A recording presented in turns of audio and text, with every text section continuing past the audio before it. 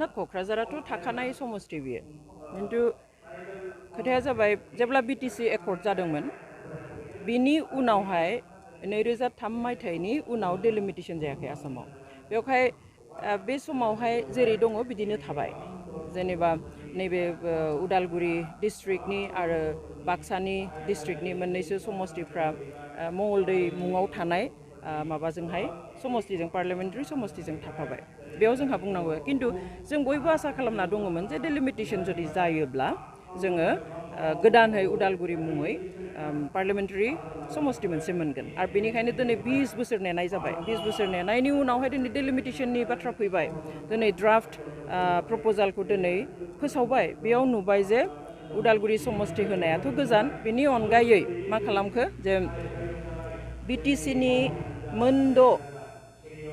assembly सेगमेन्टखौ उल्थाहै नन schedule एरियायाव लानानै थांबाय बिटिसिया जोंहा दिनै स्पेसियेलि होजानाय एमेन्डेड 6 स्केड्युलनि सिङाव थानाय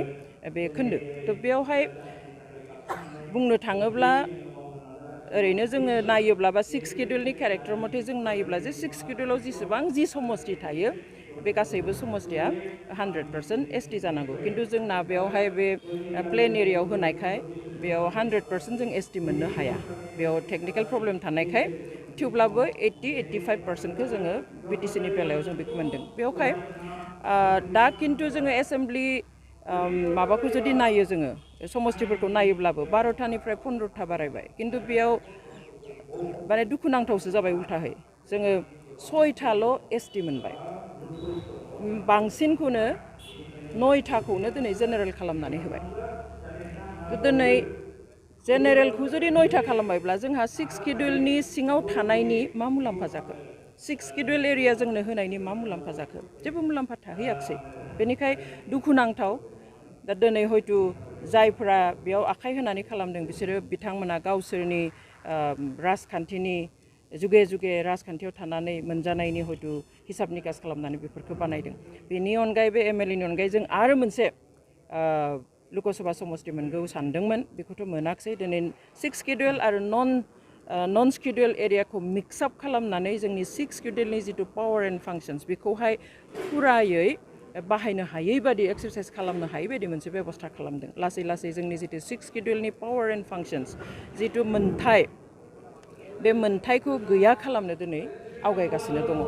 पलिटिकेलि बिराद मोजां षड़यन्त्र खालामनानै जोंखौ नाख्रेबगासिनो दङ जों जुदि दा मिन्थिया जों जुदि दा सिरि मोना जों जुदि दा कनसियास जाया सांग्रां जाया बेनि बागै जुदि गासैबो गसङा होमब्ला नैबे डेलिमिटेसनाव जुदि जोङो होबथानो हाया अब्ला हले जों बर' हिसाबै थांनानै थानाया 6 स्केड्युल एरियायाव जुदिও थागोन अब्लाबो बे नामावसो थागोन खिन्थु जों हारि हिसाबै थांनानै थाहैनायानो जोंहा गोब्राब जागोन माने बे डेलिमिटेसननि सायाव बेखौ रायजोआसो जांख्रिखांनाय खामानि मावनो गोनां जाबाय बेखौ एक्चुअलि रुलिं सरकारा मावनांगौमोन रायजोनि पाब्लिकनि खामानिमोन बियो ना रुलिं सरकाराथ' बेखौ बुंखानो नांगौमोन खारन जों मिथिगौ जदिও बुंदों जे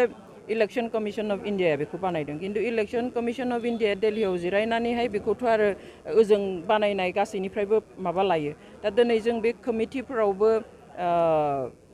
एमएलए एमपि बेफोरखौ जोङो लानाय नुवाखै नैबेनि खेबावहाय थ' बे बेलायाव गभर्नमेन्टनिफ्रायनो साजेसना थांदों डेफिनेटलि खारन जोङो आसामनि chief minister doctor Himanta Biswa शर्माखौ अपेनलि बुंनाय खोनाबाय जे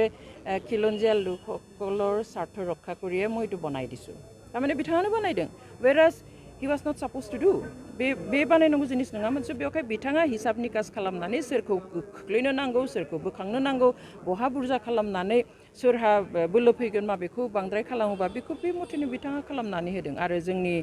बिटिसिनि सोरखाराथ' कलिसनाव दङ स्टेटआवबो बिटिसियावबो एखे डेफिनेटलि प्रब्लेम जागोन बेखौ जोंबो बुजिदों जदिও खालामनांगौमोन बेवहाय गसंथानांगौमोन राव होनांगौमोन थेवब्लाबो डेफिनेटलि कलिसनाव थानायखाय प्रब्लेम जादों थेवब्लाबो जों रायजो हिसाबैब्लाबो गुबुन संगठनब्लाबो गुबुन पार्टिब्लाबो रावबो बेखौहाय सिरियै गनायना लानायनि बाथ्रा गैया बेवहाय इन्डिजिनियास मानसिफोर बा थागिबि मानसिफोरखौ रैखाथि होनायनि जों जेबो नुहुरा नाथाय बे फिसा फिसा हारि जाथि ट्राइबेलफोरखौहाय धंस खालामनाय गैया खालामनाय बिसोरनि सायाव जुगे जुगे बोरैहाय सासन खालामनानै मोनजागोन बेनिसो मोनसे बेबस्था खालामखानायखौ जोङो नुदों मेमनाव लास्ट सोंथि खालामो रायजो राजाफोरखौ माबायदि सांग्रांथि जानो थाखाय खावलायो मानो होनबा जोंनि बे बिटिआरनि मोनसे न'खर मोनसे फेमिलि हमना ला बे मोनसे फेमिलिखौ मा बुङो नङा आं सानो रायजो राजायाथ' सांग्रां मथा मथि दाथ' रायजो राजाया बुजिदों जुदिव रायजो राजाया डाइरेक्टहै मावनो हाया जों दा दिनै बेवहाय जिरायबाय गोबां संगठनफोर ज' जानानै बे गोबां संगठनफोरनि ज' जानानै जों सावरायनानै जोङो साजेसन एबा एडभाइसफोर होगोन इलेक्सन कमिसननो बेबादिहाय जोंहा पावारा बेखिनियानोल'सै बेखौ खोनासङा मावफुङा बिसोरनि खोथा आरो इलेक्सन कमिसननि सायाव माबे पार्टिनिफ्राय मा प्रेसार फैगोन बेखौ बिसोरसो मिथिगोन स' बेखौ मावफुङा जों बुंनो हाया बेवहाय रायजोआ रायजोनिखौ मावगासिनो दङ खिन्थु बेवहाय जों खावलायगोन जे जायफ्रा पावाराव दङ जायफ्रा गोहोआव दङ जायफ्रा फेर फाथिनानै बुंनो हायो जायफ्रा बिख'ना लानो हानाय थोंजोङै बिख'ना लानो हानाय गोहो दङ